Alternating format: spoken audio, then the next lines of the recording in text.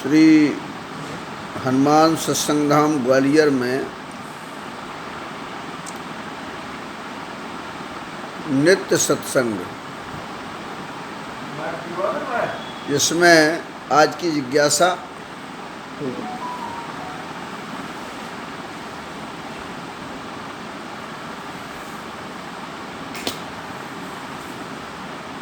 जिज्ञासा है श्री गणेश प्रसाद मिश्रा जी की।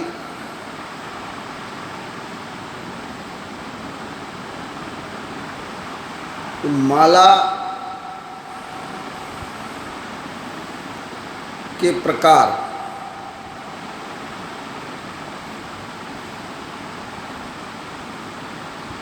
इसका क्या महत्व है, क्या मतलब है। वास्तव में माला में जो मनके होते हैं, दाने होते हैं,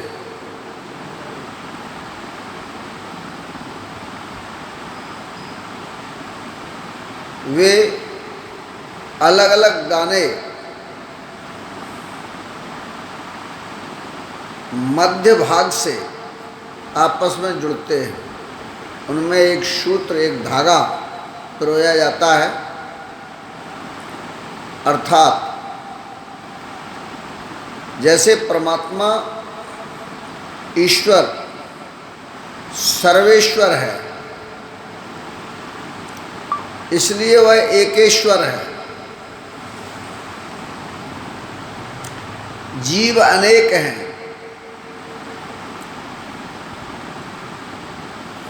परमात्मा एक है।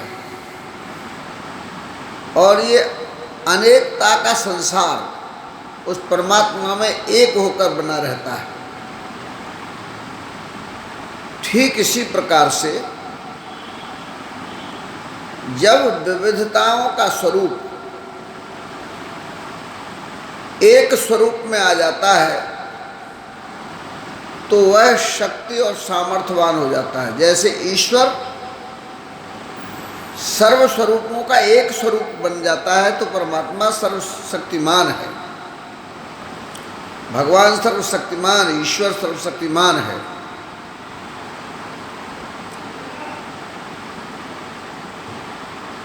घर परिवार के लोग एक हो जाते हैं तो शक्तिमान बन जाते हैं। समाज एक हो जाता है तो सामाजिक संगठन शक्तिपूर्ण संपन्न हो जाता है। राष्ट्र में एकता जब हो जाती है तो वह राष्ट्र शक्ति संपन्न बन जाता है। माला का निर्माण भिन्न भिन्न दाने जो अलग अलग हैं उनको कहाँ से एक किया गया है? बीच से। बीच में कौन है? शक्ति। नाभिकीय बिंदु है, न्यूक्लियस पॉइंट है। कण कण में बैठा भगवान का दिव्य स्वरूप है वह अंतरतम में। इसलिए वहाँ से एक है। हमें सबको आत्मिक रूप से एक रहना चाहिए। मन तो भिन्न होते हैं, बुद्धि के विचार भिन्न होते हैं, इंद्रियों का स्वरूप भिन्न होता है और उनके कार्य भी भिन्न भिन्न होते हैं। किसी की इंद्रिय किसी प्रकार से कार्य करती है, किसी की इंद्रिय किसी प्रकार से कार्य करती है। किसी का मन सतोगुणी है, उसकी बुद्धि सतोगुणी है, किसी की तमोगुणी है, किसी की रजोगुणी है। बुद्धि में, विचारों में ये परिवर्तन रहता है। तो इंद्रियां भी जो बाहर का स्वरूप है वो उस गुण के आधार पर काम करती हैं। इंद्रियां अगर भीतर से कोई आदमी शतोगुणवान है तो उसकी इंद्रियों के द्वारा ज्ञान और कर्म क्रिया शतोगुणी ही होगा। और भीतर से कोई रजोगुणी हो जाए तो उस समय उसकी इंद्रियां रजोगुणी कार्य करती हैं, कर्म बदल जाता है। भीतर से तमोगुणी हो जाता है तो बाहर तमोगुणी हो जाता है, लेकिन आत्मस्थ अवस्था वह एक जैसी रहेगी, शाश्वत एक है। वह न रजोगुणी है, न वह तमोगुणी है, न वह सतोगुणी है। ये जीवात्मा जीवत्व का गुण है, आवरण का। इसी प्रकार से परमात्मा सब कण में एक परमात्मा है, लेकिन स्वरूप भिन्नता से उसके गुण भेद हो जाते हैं। अगर स्वरूप भिन्न है तो उसके भीतर से लेकर के बाहर तक के गुणों का प्रभाव पड़ता है। किसी रजोगुणी व्यक्ति से मिलिए तो निर्माण की, रचना की बात करेगा, भोग और विलास की बात करेगा। उसका प्रभाव, संगति का प्रभाव रजोगुणी बनाएगा, रजोगुण में सहायक हो जाएगा। और अगर कोई तमोगुणी है, तमोगुणी भीतर से कोई व्यक्ति है, तो बाहर भी कर्म उसका तमोगुणी दिखेगा। और कोई सतोगुणी है तो उसकी संगति से सतोगुण उत्पन्न होगा, कर्म में भी सतोगुण आएगा।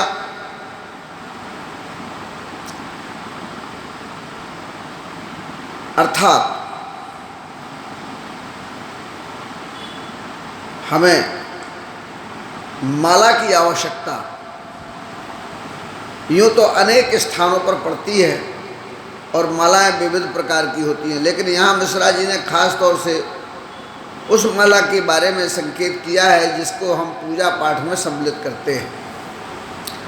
पूजा पाठ में तो गुलाब की माला, गेंदे की माला, मोगरे की माला, चमेली की माला, यह भी होती है। धतूरे की फूलों की माला, अकौओं के फूल की माला,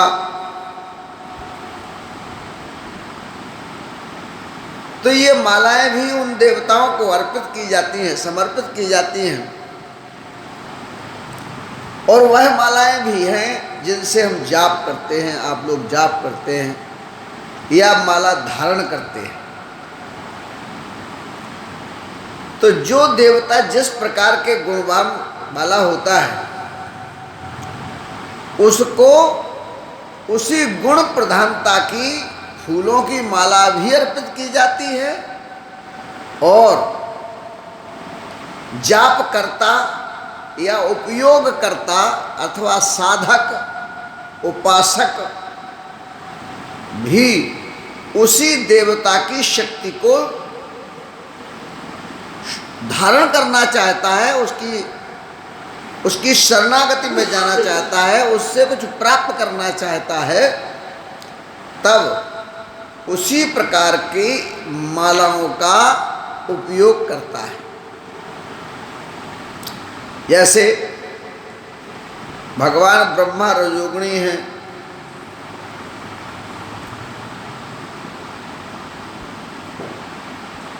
और भगवान विष्णु सतोगुणी हैं, और भगवान शंकर तमोगुणी हैं।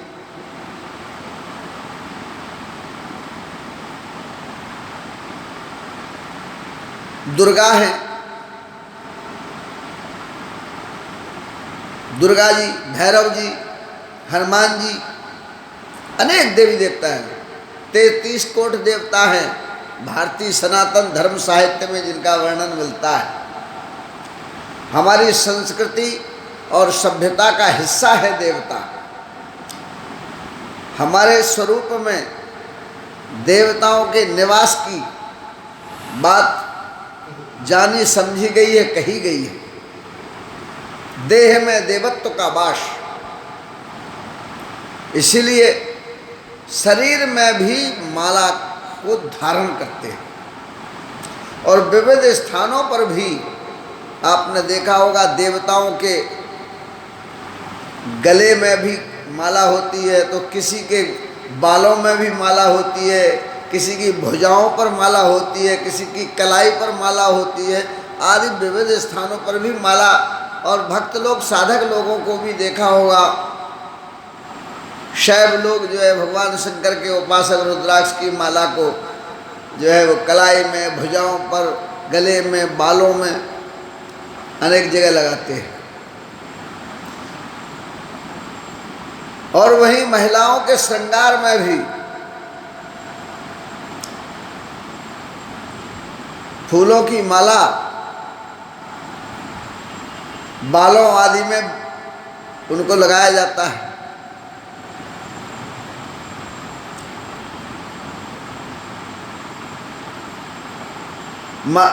फूलों की आभूषण बनाए जाते हैं। एक बार चुनकर कुसुम सुनाए, निज कर भूषण राम बनाए। मैं कहना ये चाहता हूं कि इसलिए भगवान श्री हरि, विष्णु और उनके अवतार, उनके लिए तुलसी की माला का जाप में प्रयोग करते हैं। और भक्त लोग तुलसी, जिस बात को मिश्रा जी पूछना चाहते हैं, मैं उस बात पर भी आ रहा हूं।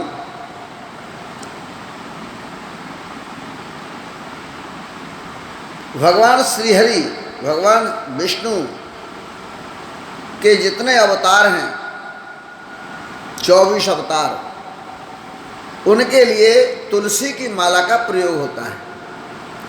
उनके जाप करने में, उनके उपासक गले में भी तुलसी की माला धारण करते हैं।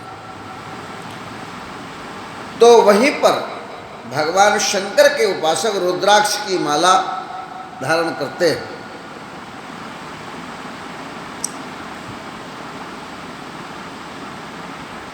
और भगवान शंकर के जितने अवतार हैं,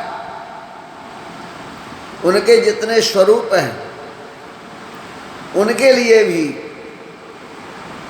रुद्राक्ष की माला का उपयोग किया जाता है।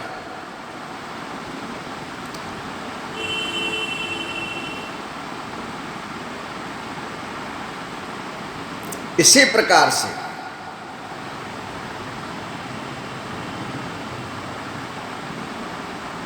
ब्रह्मा जी के जो स्वरूप हैं, जबकि उनका शापित हैं, लेकिन इसके बाद भी ब्रह्मा जी की उपासना दैत्य लोग करते हैं।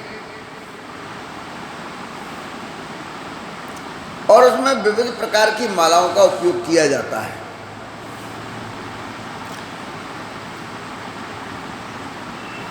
हमारी देवी साधना में भी विविध मालाएं, जैसे चंदन की माला, ब्रह्मा के उपासक भी चंदन की माला का उपयोग करते हैं। देवी उपासना में भी चंदन की माला का उपयोग किया जाता है। कई ऐसी देवियां हैं और भगवान शंकर के कई ऐसे रुद्र रूप हैं जिनमें भी चंदन की माला, फिर तंत्र विधान में भी मालाओं का भेद मिलता है। शंकर जी के साधना के जो भेद हैं, उनके आधार पर भी भगवान शिव तो सबसे बड़े ध्यान वाले, सबसे बड़े भजन वाले वही हैं। इसलिए उनके स्वरूप में तुलसी की माला को भी समाहित किया गया है। उनके अलग नाम भेद से अनेक गुण भेद भी हैं, और इसीलिए उनकी और साधनाएं, उनके जो देवताओं के स्वरूप बदल जाते हैं, तब वहाँ मालाओं का स्वरूप बदल जाता है। अर्थात वे शैव लोग जो शिव उपासक ही हैं, भगवान शंकर के उपासक हैं, लेकिन खटकर्म में जब आते हैं तो हल्दी की माला, हड्डियों की माला, मुंडों की माला, भगवान शंकर स्वयं मुंडों की माला धारण करते हैं। धारण करने वाली माला और जाप करने वाली माला में भी भेद रहता है। जिस माला से जाप किया जाता है उस माला को धारण नहीं करना चाहिए, और जिस माला को धारण किया जाता है उस माला से जाप नहीं करना चाहिए।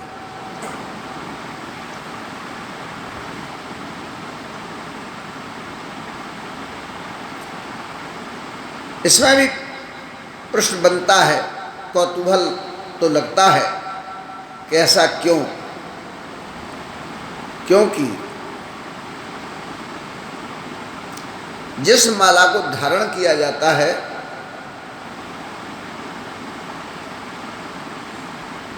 वह माला हृदय स्पर्शी होती है,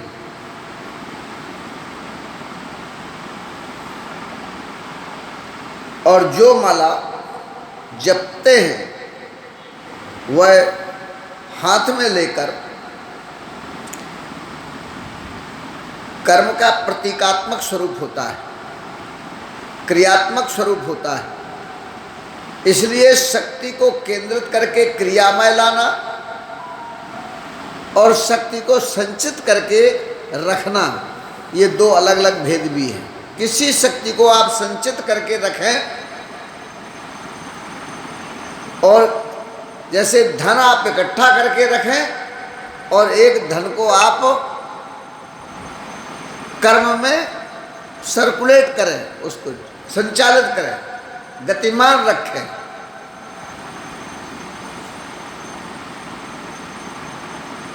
एक धन सेपरेट रखा हुआ है जो आपकी सुरक्षा के लिए है, आपको शक्ति संपन्न बनाए हुए है, और एक धन जिसको आपने उपयोग किया है, उपयोग किए हुए धन से हानि लाभ होता है पूंजी में। इसी प्रकार माला कैसे जपना चाहिए, जैसे व्यापार कैसे करना चाहिए तब उसका लाभ मिलेगा, ऐसे ही माला कैसे जपना चाहिए। हाथ कर्म का प्रतीक है, इसलिए जैसे इसमें तर्जनी का उपयोग नहीं किया जाता है, माला दिखना नहीं चाहिए, गौमुखी का प्रयोग किया जाता है। बहुत सारे विधान हैं, यहाँ तो सूक्ष्म रूप से इसके बारे में बताया जा रहा है। तब उस माला के अंदर छिपे हुए तत्व गुण हमारे हाथ रूपी कर्म के माध्यम से, क्रिया के माध्यम से हमको शक्ति संपन्न बनाते हैं। जैसे कोई कर्म करके पूंजी लगाकर और धनवान बन जाता है, ऐसे ही माला से जाप करके हम भगवान के निकट, और माला के दाने जो इकट्ठे किए जाते हैं, एक जो है माला में पिरोए जाते हैं, उसका कारण है हमारे जीवन में हमारे 27 जो नक्षत्र हैं, उन नक्षत्रों का जो चतुष्चक्र चलता है, इसलिए 108 की माला को घुमाया जाता है। इसलिए लोग शिमरनी को 27 दानों की बनाते हैं, और इसीलिए उसमें जो सुमेरु होता है उसको पार नहीं करते, सुमेरु तक जाप करते हैं और पुनः वापस आते हैं। इसी तरह हजारा बनाया जाता है, उससे जाप करते हैं, अर्थात उस पदार्थ को शक्ति संपन्न बनाना, उस देवता का नाम लेकर के, उस मंत्र को जो है जप करके उस पदार्थ को भी शक्ति संपन्न बनाना, और पदार्थ में छिपी शक्ति को अपने आप में शक्ति संपन्न बनाने में उपयोग करना। गतिमानता में लाना, ऊर्जा को गतिमान बनाना। शक्ति का संचय तो अपने आप है, परमात्मा सब में बैठे हुए हैं, लेकिन हम परमात्मा की उस शक्ति को और तेज करें, हम और चैतन्य करें, इसलिए उस माला को बार बार जो है जपने की भी पद्धति, जैसा कि हमने बताया, तर्जनी को अलग करते हैं, अनामिका पर माला को रखते हैं, मध्यमा के और अंगुष्ठ का आश्रय लेकर के मध्यमा के साथ जो है उसको सहारे से घुमाते हैं।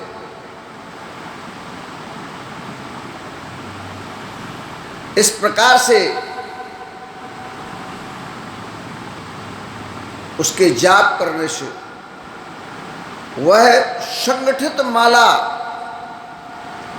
हमने प्रारंभ में बताया था, एक सूत्र में जब इकट्ठे हो जाते हैं तो शक्ति संपन्नता होती है। तो इस एक सूत्र में दानों को भी एक दूसरे से अलग रखते हैं, एक एक दाना शक्ति संपन्न होता है। माला को जो देखा होगा, माला बना करके छोटे छोटे बल्ब लगा देते हैं, लेकिन इसके बाद भी वो कितने सुंदर लगते हैं। एक बल्ब जले और सारे उसकी माला बना के जला दी जाए तो कितना सुंदर हो जाता है। अनेक उदाहरण हैं, अनेक प्रकार से इसके बारे में जाना जा सकता है, समझा जा सकता है। इस प्रकार से माला तमोगुण प्रधान देवता के लिए तमोगुण पदार्थों से संबंधित और तमोगुणी विचारधारा के साथ जब एक सूत्र में आ जाती है तब उस प्रकार की फलश्रुति प्राप्त हो जाती है। माला का पदार्थ भी तमोगुणी, देवता और देवी भी तमोगुणी, और विचारधारा में भी तमोगुण का फल प्राप्त करना, एक सूत्र में सबको रखने पर वह फल अंतः अवस्था से जुड़कर शक्ति संपन्न होकर के फलदायी होने लगता है। इसी प्रकार से शतोगुणी पदार्थ की माला, शतोगुणी विचारधारा और शतोगुणी देवता को एक सूत्र में एक साथ जोड़ करके उसका जाप करना या उस माला को धारण करना, हृदयांगम करके रखना, उस शक्ति को प्राप्त करना, उस अवस्था के फल को प्राप्त कराता है। इसी प्रकार रजोगुण से संबंधित पदार्थों की माला और उसी से संबंधित देवता, उसी गुण वाला और उसी गुण वाले सोच विचार वृत्ति के एक साथ जुड़ जाने पर यह फल शीघ्र प्राप्त होने लगता है। मंत्र जपे लौ लाए, मंत्र जाप में दृढ़ विश्वास, अर्थात ध्यान की वृत्ति उसी में एक केंद्रित हो जाती है, तब निश्चित रूप से हम और आपको फल प्राप्त होता है। इसलिए माला का योगदान यूँ तो जाप बिना माला के भी होता है, लेकिन वो सब अलग अलग पद्धतियाँ हैं। प्रश्न आज केवल माला के विषय में किया गया है, इसलिए हमने सूक्ष्म रूप से इसके ऊपर प्रकाश डाला है कि माला का उपयोग कब, कहाँ और कैसे किया जाता है। किस पदार्थ का जो है, देवी को लाल रंग के फूल की माला चढ़ाई जाती है तो लाल चंदन होता है। देवी की उपासना चंदन से भी करते हैं। हमारे लक्ष्मी जी के लिए, सरस्वती जी के लिए, काली जी के लिए, सबके लिए, इसीलिए माला का अर्पण करना, उसमें भी भेद है, वस्तु भेद, रंग भेद है। तो माला जपने वाली में भी वस्तु भेद, रंग भेद और क्रिया भेद है। इस प्रकार से अलग अलग स्थितियों में भी एकत्व का, शक्ति संपन्नता का होना माला का विशेष महत्व प्रतिपादित करती है। इसलिए हमें माला के इस बोध से निश्चित रूप से सफलताएं मिलती हैं और उद्देश्य की पूर्ति होने पर विश्वास की दृढ़ता आती है, तब हम देवत्व से और जुड़ जाते हैं, और जब देवत्व से जुड़ते हैं तो कल्याण का मार्ग प्रशस्त होता है। शुभ प्रभात।